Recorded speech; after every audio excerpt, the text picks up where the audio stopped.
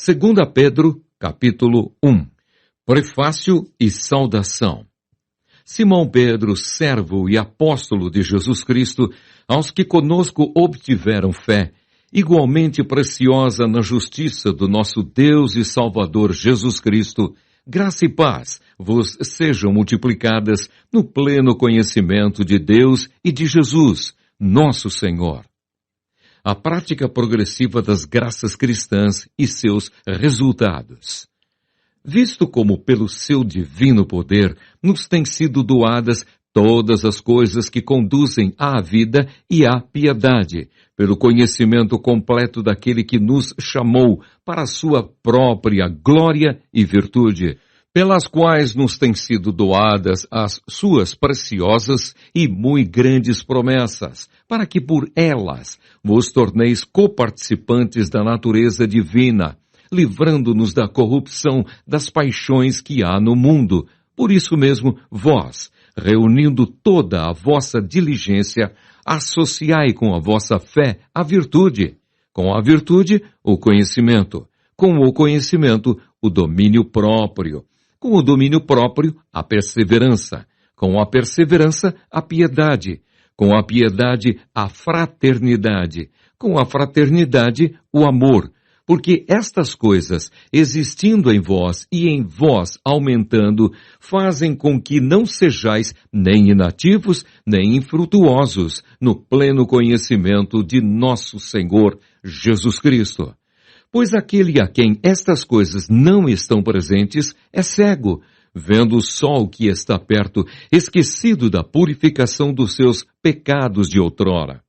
Por isso, irmãos, procurai com diligência cada vez maior, confirmar a vossa vocação e eleição, porquanto, procedendo assim, não tropeçareis em tempo algum. Pois desta maneira é que vos será amplamente suprida a entrada no reino eterno de nosso Senhor e Salvador Jesus Cristo.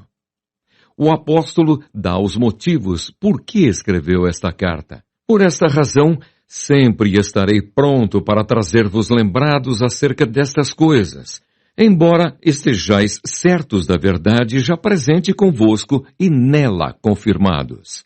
Também considero justo, enquanto estou neste tabernáculo, despertar-vos com essas lembranças, certo de que estou prestes a deixar o meu tabernáculo, como efetivamente nosso Senhor Jesus Cristo me revelou. Mas, de minha parte, esforçar-me-ei diligentemente por fazer que a todo tempo, mesmo depois da minha partida, conserveis lembrança de tudo. A superioridade da palavra de Deus.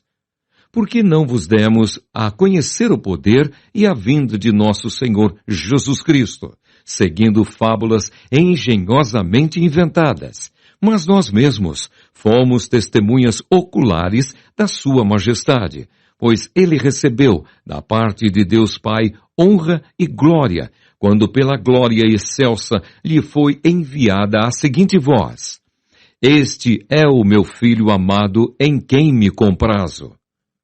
Ora, esta voz, vindo do céu, nós a ouvimos quando estávamos com ele no Monte Santo. Temos assim tanto mais confirmada a palavra profética, e fazeis bem em atendê-la como a uma candeia que brilha em lugar tenebroso, até que o dia clareie e a estrela da alva nasça em vosso coração, sabendo primeiramente isto, que nenhuma profecia da Escritura provém de particular elucidação, porque nunca jamais qualquer profecia foi dada por vontade humana. Entretanto, homens santos falaram da parte de Deus, movidos pelo Espírito Santo. 2 Pedro, capítulo 2. Os falsos mestres, seu caráter, obras e justo castigo. Assim como no meio do povo surgiram falsos profetas, assim também haverá entre vós falsos mestres, os quais introduzirão dissimuladamente heresias destruidoras, até ao ponto de renegarem o soberano Senhor que os resgatou, trazendo sobre si mesmos repentina destruição. E muitos seguirão as suas práticas libertinas, e por causa deles será infamado o caminho da verdade. Também movidos por avareza farão comércio de vós, com palavras fictícias. Para eles o juízo lavrado há longo tempo não tarda, e a sua destruição não dorme. Ora, se Deus não poupou anjos quando pecaram, antes, precipitando-os no inferno, os entregou a abismos de trevas, reservando-os para juízo, e não poupou o mundo antigo, mas preservou a Noé, pregador da justiça, e mais 7 pessoas, quando fez vir o dilúvio sobre o mundo de ímpios, e reduzindo a cinzas as cidades de Sodoma e Gomorra, ordenou-as à ruína completa, tendo-as posto como exemplo a quantos venham a viver impiamente, e livrou o justo Ló, afligido pelo procedimento libertino daqueles insubordinados, porque este justo, pelo que via e ouvia, quando habitava entre eles, atormentava a sua alma justa cada dia, por causa das obras iníquas daqueles. É porque o Senhor sabe livrar da provação os piedosos e reservar sob castigo os injustos para o dia de juízo, especialmente aqueles que, seguindo a carne, andam em imundas paixões e menosprezam qualquer governo. Atrevidos, arrogantes, não temem difamar autoridades superiores, ao passo que anjos, embora maiores em força e poder, não proferem contra elas juízo infamante na presença do Senhor. Esses, todavia, como brutos irracionais, naturalmente feitos para presa e destruição, falando mal daquilo em que são ignorantes, na sua destruição também hão de ser destruídos, recebendo injustiça por salário da injustiça que praticam, considerando como prazer a sua luxúria carnal em pleno dia, quais nódoas e deformidades eles se regalam nas suas próprias mistificações, enquanto banqueteiam junto convosco, tendo os olhos cheios de adultério e insaciáveis no pecado, engodando almas inconstantes, tendo o coração exercitado na avareza, filhos malditos, abandonando o reto caminho, se extraviaram, seguindo pelo caminho de Balaão, filho de Beor, que amou o prêmio da injustiça, recebeu, porém, castigo da sua transgressão, a saber, um mudo animal de carga,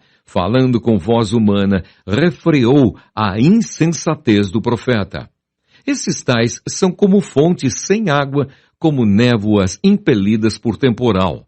Para eles está reservada a negridão das trevas, porquanto, proferindo palavras jactanciosas de vaidade, engodam com paixões carnais por suas libertinagens aqueles que estavam prestes a fugir dos que andam no erro, prometendo-lhes liberdade quando eles mesmos são escravos da corrupção. Pois aquele que é vencido fica escravo do vencedor. Portanto, se depois de terem escapado das contaminações do mundo, mediante o conhecimento do Senhor e Salvador Jesus Cristo, se deixam enredar de novo e são vencidos, tornou-se o seu último estado pior que o primeiro. Pois melhor lhes fora nunca tivessem conhecido o caminho da justiça do que, após conhecê-lo, volverem para trás, apartando-se do santo mandamento que lhes fora dado. Com eles aconteceu o que diz certo adágio verdadeiro: o cão voltou ao seu próprio vômito, e a porca lavada voltou a revolver-se no lamaçal.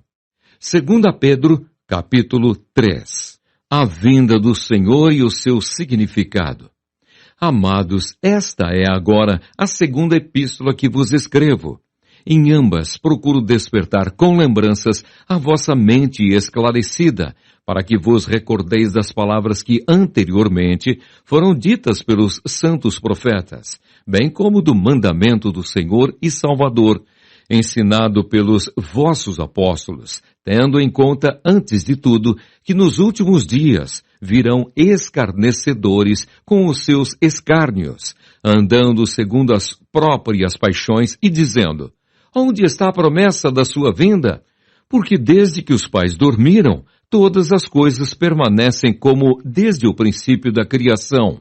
Porque deliberadamente esquecem que de longo tempo houve céus bem como terra, a qual surgiu da água e através da água pela palavra de Deus, pela qual veio a perecer o mundo daquele tempo afogado em água. Ora, os céus que agora existem e a terra, pela mesma palavra, têm sido entesourados para fogo, estando reservados para o dia do juízo e destruição dos homens ímpios. Há, todavia, uma coisa, amados, que não deveis esquecer, que para o Senhor um dia é como 1000 anos, e 1000 anos como um dia. Não retarda o Senhor a sua promessa, como alguns a julgam demorada. Pelo contrário, ele é longânimo para convosco, não querendo que nenhum pereça, senão que todos cheguem ao arrependimento. Virá, entretanto, como ladrão o dia do Senhor, no qual os céus passarão com estrepitoso estrondo, e os elementos se desfarão abrasados. Também a terra e as obras que nela existem serão atingidas. Visto que todas essas coisas hão de ser assim desfeitas, deveis ser tais como os que vivem em santo procedimento e piedade, esperando e apressando a vinda do dia de Deus, por causa do qual os céus incendiados serão desfeitos, e os elementos abrasados se derreterão. Nós, porém, segundo a sua promessa, esperamos novos céus e nova terra, nos quais habita justiça. O cristão deve esperar o Senhor, viver vida reta, estudar as Escrituras e crescer em Cristo. Por essa razão, pois, amados, esperando estas coisas, empenhai-vos por serdes achados por Ele em paz, sem mácula e irrepreensíveis, e tende por salvação a longanimidade de nosso Senhor, como igualmente o nosso amado irmão Paulo vos escreveu, segundo a sabedoria que lhe foi dada, ao falar acerca destes assuntos, como de fato costuma fazer em todas as suas epístolas, nas quais há certas coisas difíceis de entender que os ignorantes e instáveis deturpam, como também deturpam as demais escrituras, para a própria destruição deles. Vós, pois, amados, prevenidos como estáis de antemão, acautelai-vos. Não suceda que, arrastados pelo erro desses insubordinados, descaiais da vossa própria firmeza. Antes, crescei na graça e no conhecimento de nosso Senhor e Salvador, Jesus Cristo. A Ele seja glória, tanto agora como no dia eterno.